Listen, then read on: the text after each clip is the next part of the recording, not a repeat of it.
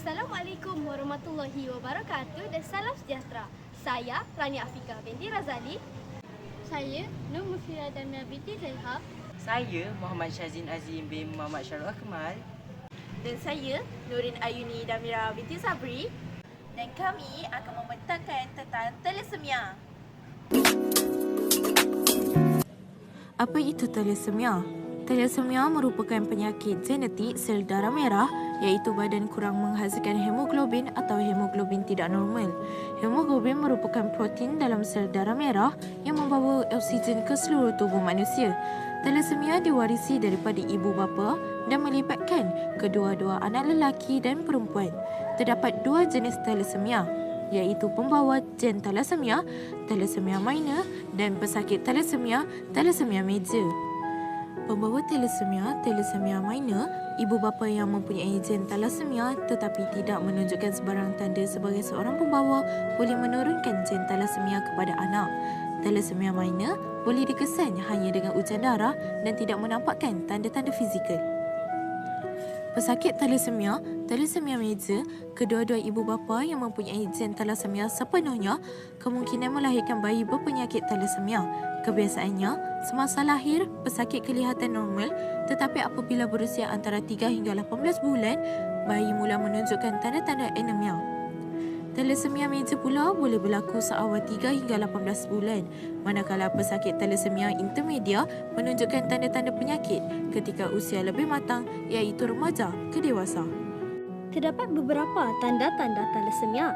Yang pertama ialah perubahan pembentukan muka ketika membesar. Perubahan pembentukan tulang muka kraniofacial semasa membesar termasuk tulang muka, hidung, bibir, mulut dan telinga.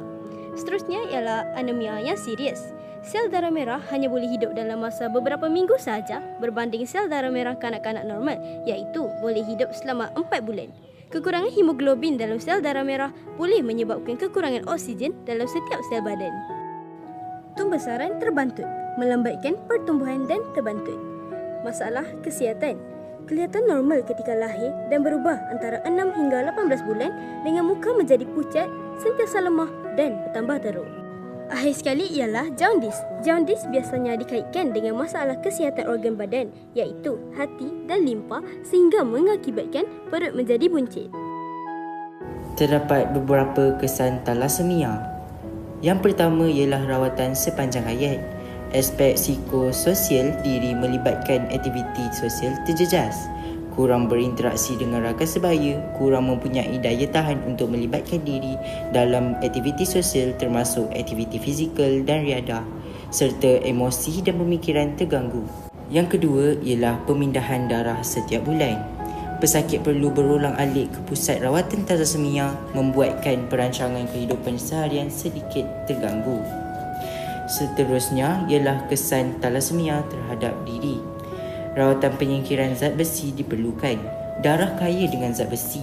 Oleh itu, zat besi yang terkumpul daripada transfusi darah pada jangka masa panjang boleh merosakkan hati, jantung dan organ lain.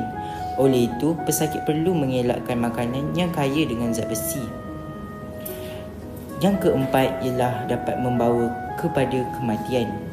Kesan rawatan turut mengundang bahaya. Sebagai contoh, rawatan zat besi boleh menyebabkan penyakit bahaya yang lain seperti kencing manis, kegagalan fungsi jantung yang boleh menyebabkan penyakit kardiovaskular, bara hati dan lain-lain yang boleh menyebabkan kematian. Di samping itu, terdapat beberapa kesan thalassemia terhadap keluarga. Yang pertama, pemindahan sumsum tulang. Untuk pesakit thalassemia major biasanya menggunakan sumsum tulang daripada adik-beradik kandung kerana kejayaan usaha ini paling tinggi untuk merawat pesakit thalassemia. Yang kedua, ibu bapa juga perlu mencari wang yang lebih untuk perbelanjaan perubatan anak. Yang ketiga, hidup dalam tekanan. Keluarga mengalami tekanan dan gangguan emosi kerana anak-anak tidak dapat menjalani kehidupannya normal seperti anak-anak yang lain. Seterusnya, kesan thalassemia terhadap masyarakat. Yang pertama ialah pertambahan bilangan pesakit atau pembawa thalassemia. Perkahwinan antara pesakit thalassemia akan menambahkan jumlah pesakit. Ujian saringan thalassemia sebelum perkahwin perlu dijalani. Akhir sekali ialah pendema darah. Pertambahan pesakit thalassemia menjadikan permintaan bekalan darah meningkat.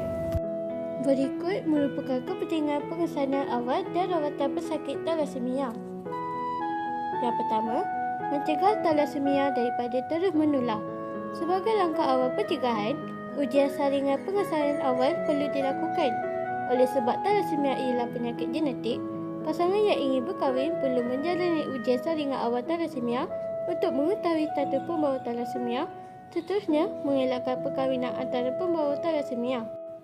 Yang kedua, mengelakkan kos perubatan yang tinggi.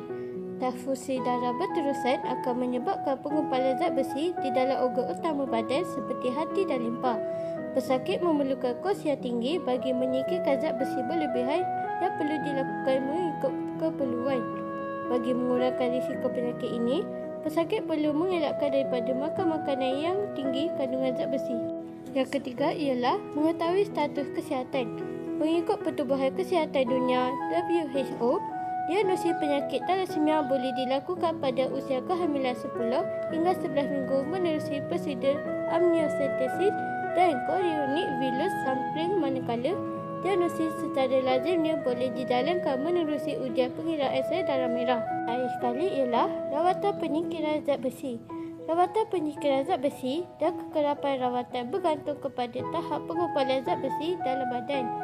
Rawatan jenis ini merupakan rawatan sementara dan bersifat sokongan. Rawatan penyembuhan yang sebenar perlu melalui pemindahan darah dan susun tulang daripada pendema yang sesuai. Itu sahaja daripada kami. Sekian, terima kasih.